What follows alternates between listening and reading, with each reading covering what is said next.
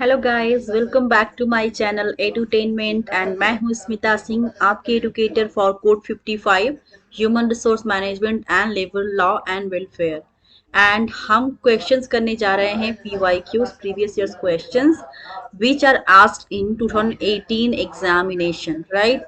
2018 में पूछे जा चुके क्वेश्चंस को हम करने जा रहे हैं और वो क्वेश्चन जो अपकमिंग एग्जाम में पूछे जा सकते हैं और उनके बेसिस पर जो कॉन्सेप्चुअल न्यू क्वेश्चंस फॉर्म हो सकते हैं उनको भी हम स्टडी करेंगे थ्रू द ऑप्शंस। जो चार ऑप्शंस दिए हुए होते हैं उनसे और क्या नए क्वेश्चन बन सकते हैं, राइट, उनके बेसिस पे भी हम बात करेंगे एंड उनको भी हम सॉल्व करेंगे, उनको भी एक्सप्लेन करेंगे। So we will going to solve the question with the proper and full explanation so that you could get proper knowledge about the theory. आपको उसमें कुछ थ्योरी का भी पार्ट बता दिया करूंगी मैं, ताकि आपको एक अंडरस्टैंडिंग हो कि ये जो क्वेश्चन बना है किस थ्योरी से बना है और किस तरह से क्वेश्चन अराइज हुआ है, राइट। सो हम पढ़ेंगे conceptually which will create and develop into you a way of motivation. So आपके अंदर एक मोटिवेशन डेवलप होगा उससे, जिससे कि आप 2022 में होने वाले एग्जाम में एक फुल्ली प्रिपेयर्ड होके जाएंगे, राइट। सो इससे पहले हमने unit 1 principles and practices of management and unit 2 human resource management cover किया हुआ है, उसका थ्योरी पार्ट। सो अगर अभी तक आपने मेरे चैनल को सब्सक्राइब नहीं किया या फिर आपने अभी तक मेरे वीडियो को देखा नहीं है तो यूट्यूब पे जाकर स्मिता सिंह एंटरटेनमेंट डालेंगे तो आपको मेरे सारे वीडियोस दिख जाएंगे, जिसमें आप थ्योरी पार्ट को भी पढ़ सकते हैं and even you can revise on the same platform. And आप मेरे चैनल को अगर सब्सक्राइब करते हैं तो अपकमिंग जो भी वीडियोस मैं अपलोड करूंगी यूट्यूब पे उसके नोटिफिकेशन मिलते रहेंगे आपको और आपकी तैयारी एक प्रॉपर वे में होती रहेगी। और एक और चीज, अगर आप स्टडी कर रहे हैं एंड पूरी तरह से प्रिपरेशन करें कोड 55 के लिए, human resource management and labour law and welfare के लिए, तो आप अपने फ्रेंड सर्कल में भी बता सकते हैं, खुद भी तैयारी करिए और अपने फ्रेंड सर्कल में भी सर्कुलेट करिए ताकि वो भी बेनिफिट हो मेरे क्लासेस से, मेरे वीडियोस से, ताकि कोई भी कहीं पर भी छूट ना जाए, right. So let's start with PYQ।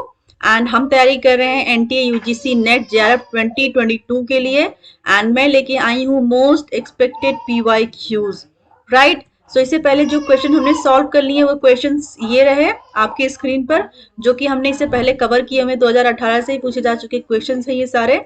और हम आज स्टार्ट करेंगे इस सेशन में कुछ क्वेश्चन जो कि अभी तक मैंने नहीं कराए हैं, राइट, और वो भी 2018 से ही क्वेश्चन पूछे गए हैं, राइट। सो हमने ये हमारा लास्ट सेशन में हमारा ये क्वेश्चन लास्ट था जिसे मैंने 56 नंबर क्वेश्चन कराया था। और अब हम स्टार्ट करने जा रहे हैं question number 57 from the 2018 examination only, right. So let's study. Who among the following is not a contractor in relation to an establishment under the provisions of the Contract Labor Regulation and Abolition Act 1970? Right. So here are the options. Option number A. Option A. Any person who undertakes to produce a given result for the establishment through contract labor. Option number B, any person who supplies contract labor for any work of the establishment. Option number C, any person who supplies goods and articles of manufacture to such establishment. And option number D, any person who works as a subcontractor. So आपको इसमें से correct option बताना है, right. सो आप एक बार question को carefully पढ़ के देखिए and try to find the answer by yourself and then I will let you know the correct answer here, right? So let's start.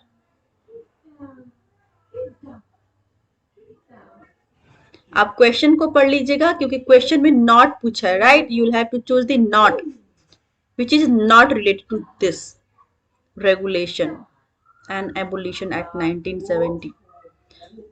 So I hope आपने question को पढ़ लिया होगा and you might have understand the question. So here the correct option for this question is option number C, any person who supplies goods and article of manufacture to such establishment.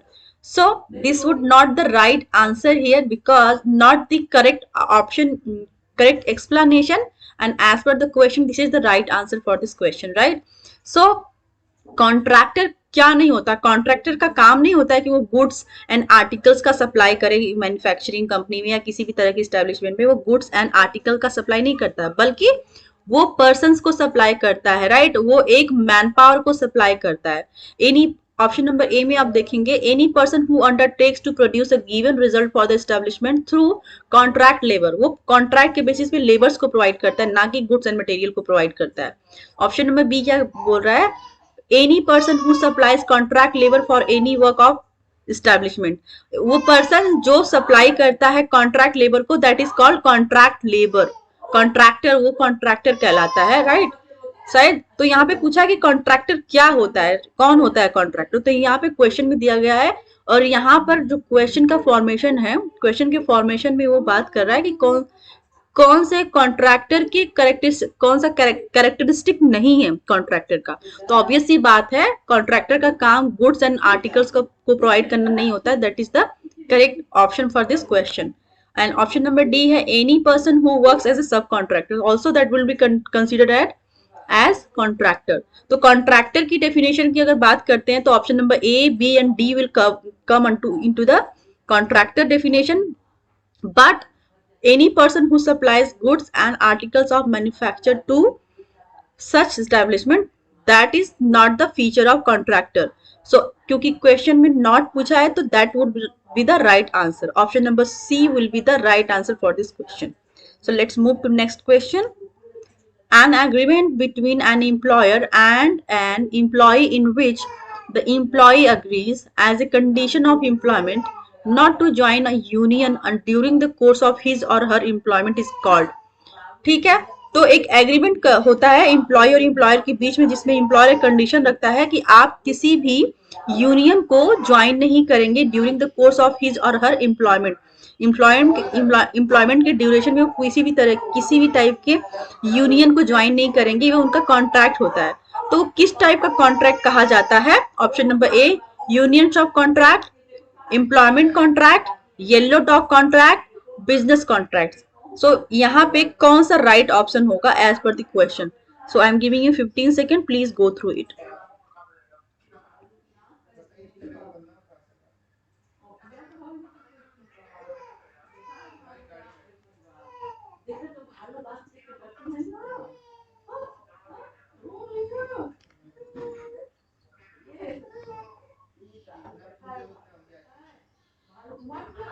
So here the correct answer would be option number 3, yellow dog contract.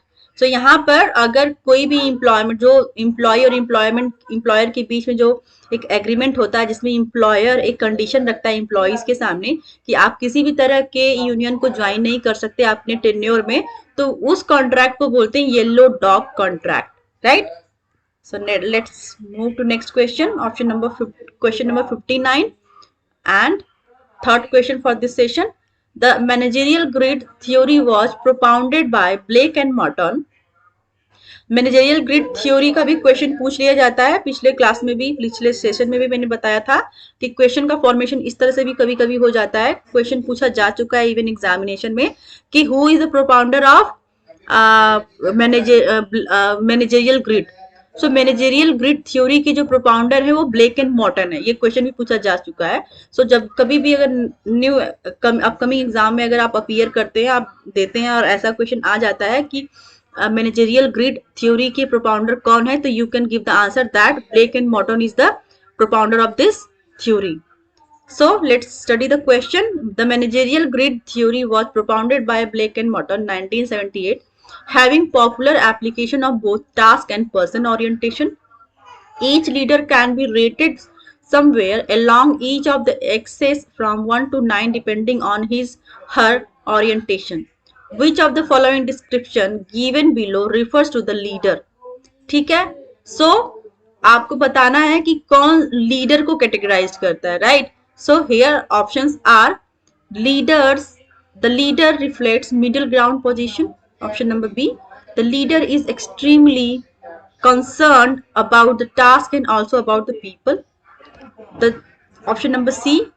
The leader is primarily concerned for the people and only incidentally concerned with the production. And option number D, the leader is concerned with neither production nor people. So आपको find करना है correct option, as per the question. So I'm giving you 15 seconds. Please go through it.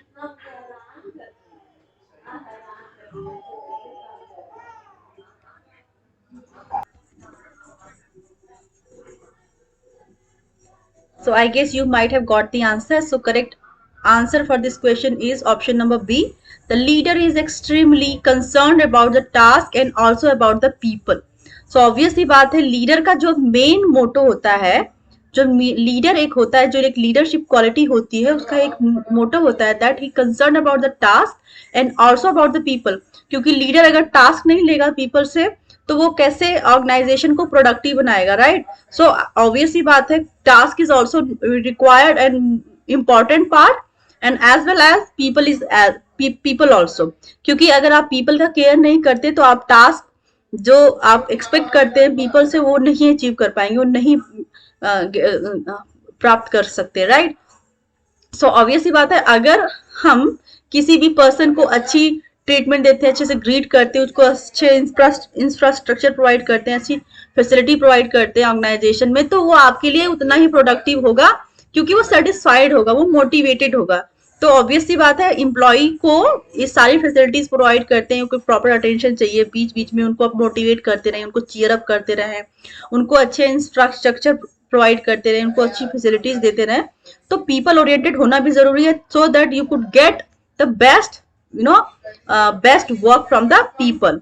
सो यहाँ पर leader का जो एक quality होनी चाहिए लीडरशिप की, वो होनी चाहिए people and product, people and task, दोनों दोनों के लिए ही वो इक्वली, दोनों दोनों के लिए ही वो इक्वली कोई इंपॉर्टेंस देता देता हो, पीपल को भी और टास्क को भी वो इक्वली इंपॉर्टेंस देता हो. That is the leadership quality. So here the correct option for this question is option number B. The leader is extremely concern about the task and also about the people, right? So let's move to next question, क्योंकि other options में आपको समझ में आ जाएगा. Just like option number A में अगर आप देखेंगे तो leader reflects middle ground position. No, leader middle ground position को नहीं लीड करता, जबकि वो टॉप लेवल को लीड करता है, right? And option number C, the leader is primarily concern for people and only incidentally concern with production. ये भी आपको लग जाएगा कि ये नेगेटिव बात करता है, ऐसा नहीं है. ओनली जहां पे जिस क्वेश्चन में आ जाए, जिस ऑप्शन में आपको ओनली आ जाए, राइट, तो मोस्ट ऑफ द टाइम वो ऑप्शन इनकरेक्ट ही रहता है, वो नेगेटिव होता है. तो आपको एग्जामिनेशन में कभी भी ओनली टाइप का कोई ऑप्शन दे दिया है, तो आप 90% मान के चलेगा कि ये गलत ही हो सकता है, इसको आपको नहीं टिक करना है. या फिर 3 पॉजिटिव है, एक ओनली टाइप का आपको ऑप्शन दे दिया है, तो आप अगर नॉट पूछा है तो ओनली पे क्लिक करके आ जाएंगे. अगर पॉजिटिव टाइप का क्वेश्चन फॉर्मेशन है तो आप पॉजिटिव को चूज करके इसको हटा देंगे, राइट? तो इस तरह से आपको एक अंडरस्टैंडिंग हो गया कि 3 जो ऑप्शन है, एक तरह की लग रहा है पॉजिटिव बात करे, एक नेगेटिव बात कर रहा है, राइट? या फिर 3 नेगेटिव बात करे, एक ऑप्शन पॉजिटिव बात कर रहा है. तो उस तरह से आप क्वेश्चन को टिक करके आते हैं.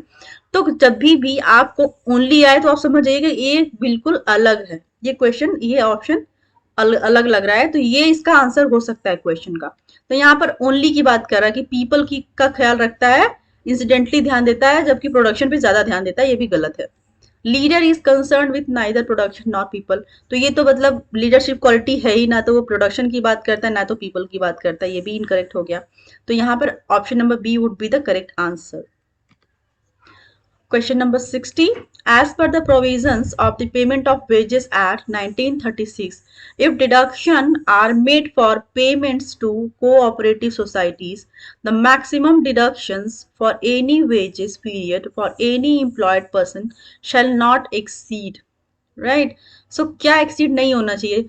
जब भी हम कोऑपरेटिव सोसाइटी की बात करते हैं तो मैक्सिमम डिडक्शन क्या होना चाहिए, आपको बताना है. यहाँ पे ऑप्शन है आपके सामने. Option number 1 50%, option number 2 60%, option number 3 75% and option number D 4 80%. सो कौन सा इसमें ऑप्शन करेक्ट होगा आपको बताना है.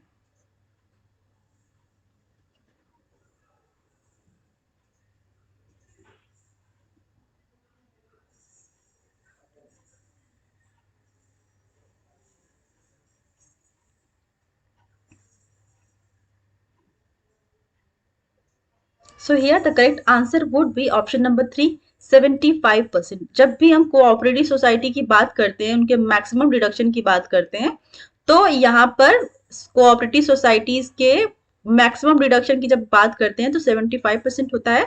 अगर नॉन कोऑपरेटिव सोसाइटी की बात करते हैं तो मैक्सिमम डिडक्शन 50% होता है। तो दोनों तरह के क्वेश्चन पूछे जा चुके हैं एग्जाम में। एक तो ये फॉर्मेशन हो गया कि कोऑपरेटिव सोसाइटीज में मैक्सिमम डिडक्शन कितना हो सकता है, तो होता है 75%। अगर नॉन कोऑपरेटिव सोसाइटी की बात करता है उसमें कितना डिडक्शन होता है मैक्सिमम, तो आप 50% पे मार्क करके आएंगे। तो ये टर्म आप देख लीजिएगा। कभी कभी आप सोचेंगे कि मैंने तो 75% पढ़ा था या फिर मैंने तो 50% पढ़ा था, बट आपको क्वेश्चन पढ़ते टाइम ध्यान देना है कि कोऑपरेटिव सोसाइटी की बात कर रहा है या फिर नॉन कोऑपरेटिव सोसाइटी की बात कर रहा है, right. So let's move to next question. Question number 61. Which of the following authorities is not an adjudicatory body under the Industrial Dispute Act 1947? आपको करेक्ट आंसर बताना है यहाँ पर। एंड आपको पूछा गया क्वेश्चन में नॉट एंड, ठीक है, नॉट पूछा है, तो you will have to find the correct answer here.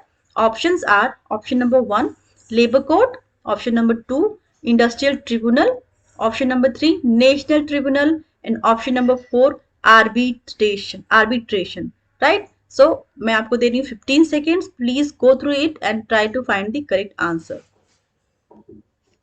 और एक चीज मैं और बता देती हूँ, मैं हमेशा बताती हूँ हर सेशन में, most of the time, that अगर आपको कोई क्वेश्चन ऐसा आ जाता है एग्जाम में जब आपको लगता है कि ये क्वेश्चन मैंने पढ़ा ही नहीं है, या फिर इसको आंसर के लिए आप बिल्कुल ब्लैंक हो जाते हैं कि ये क्वेश्चन तो बिल्कुल हटके लग रहा है या फिर मैंने पढ़ा नहीं था, तो ऐसे क्वेश्चन ऐसे टाइम पे आप एलिमिनेशन एंड सब्स्टिट्यूशन का सहारा लेंगे। आप पहले एलिमिनेट करके देखेंगे कि क्या नहीं हो सकता है। पहले आप क्या नहीं की बात करेंगे, तो सबसे पहले हटा देंगे कि क्या नहीं हो सकता, पहले आप एलिमिनेट करेंगे, फिर देखेंगे कि क्या हो सकता है। इस तरह से आप क्वेश्चन को, मोस्ट ऑफ द टाइम क्या होता है कि क्वेश्चन आपको कई सारे क्वेश्चन ऐसे मिल जाते हैं जो आपको नहीं आ रहे होते, या फिर आपने उन क्वेश्चन को कभी देखा ही नहीं होता है, तो उन केसेस में एलिमिनेशन एंड सब्स्टिट्यूशन का सहारा लेकर अगर आप क्वेश्चन को सॉल्व करते हैं तो आप सक्सेसफुली राइट आंसर देते हैं, राइट। सो ये चीज भी आप एग्जाम में भूलिएगा भी मत, एंड ये टेक्निक का बिल्कुल सहारा लीजिएगा आप, right.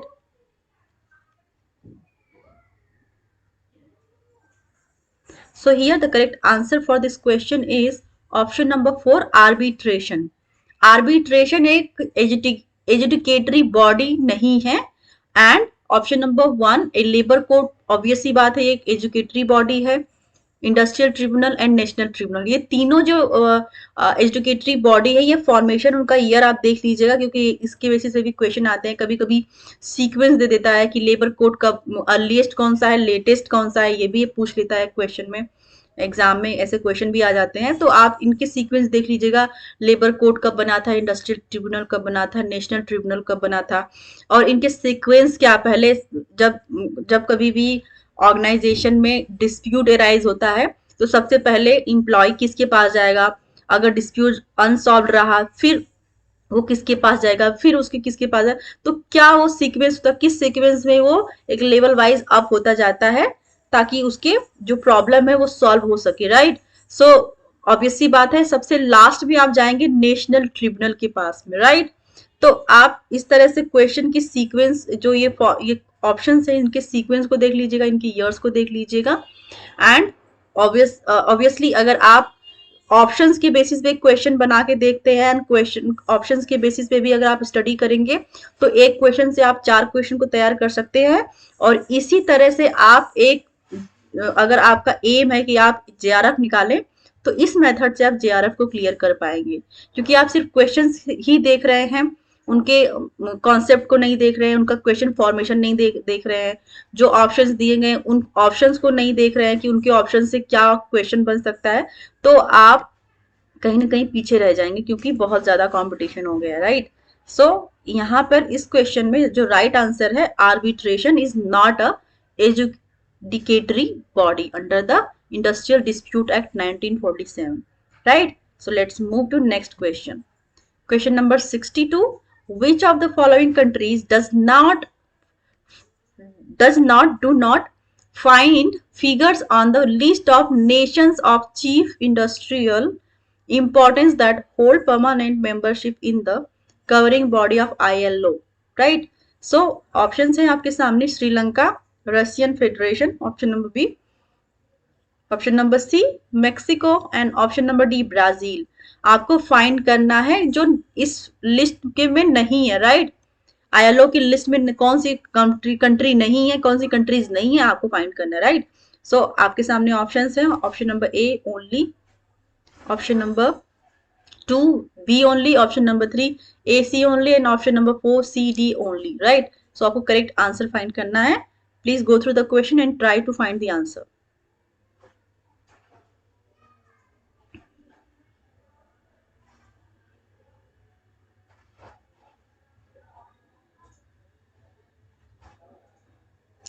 So here the correct answer for this question would be option number 3 A and C only, right? So A and C आपको पूछा है not, तो A and C मतलब श्रीलंका और मैक्सिको आईएलओ की लिस्ट में नहीं है। जो इसके मेंबर्स हैं, पूछा है कि मेंबर्स कौन से हैं, राइट। सो कौन कौन सी कंट्री नहीं है वो पूछा गया था। तो श्रीलंका और मैक्सिको आईएलओ के मेंबर्स नहीं है। अदर बी और Russian federation, Brazil are the part of are the member of ILO body, right? So let's move to next question. Question number 63. In which year the first indication of industrial unrest and earliest work stoppage came to the fore in India at the initiative of weavers of Empress mills Nagpur, right. So आपको correct answer find करना है यहाँ पर। Options are option number 1 1877, option number 2 1878, option number 3 1879 and option number 4 1881। So here you will have to find the correct answer.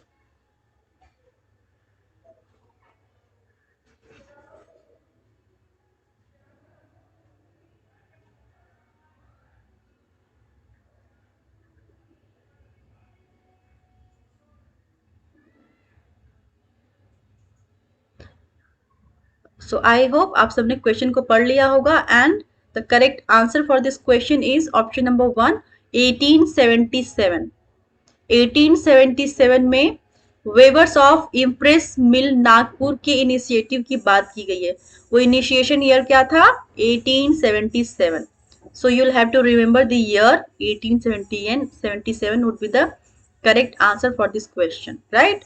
सो आज के इस session के लिए इतना ही एंड नेक्स्ट सेशन में मैं आपको PYQs 2018 में पूछे गए क्वेश्चन को ही लेके आ रही हूँ, क्योंकि ये 2018 में पूछी गई क्वेश्चन की सीरीज है जिसे मैंने काफी सारे क्वेश्चन प्रीवियसली पढ़ा दिए हैं। You can see the number 63 questions मैंने अभी तक करा दिए हैं एंड टोटल 81 क्वेश्चंस में लेके आने वाली थी आपके लिए, राइट। जिनमें से मैंने 63 तो करा दिए हैं। अपकमिंग जो मेरा सेशन होगा उसमें मैं रिमेनिंग जो भी है उनको लेके आऊंगी, राइट। सो अगर अभी तक आपने मेरे सेशन को इवन यू कैन से मेरे चैनल को सब्सक्राइब नहीं किया है तो सब्सक्राइब कर लीजिए, ताकि जो भी अपकमिंग वीडियोस मैं अपलोड करती हूँ यूट्यूब पे वो आप इजिली उसकी नोटिफिकेशन पा सकें और आप अवेल कर पाए मेरे क्लासेस को।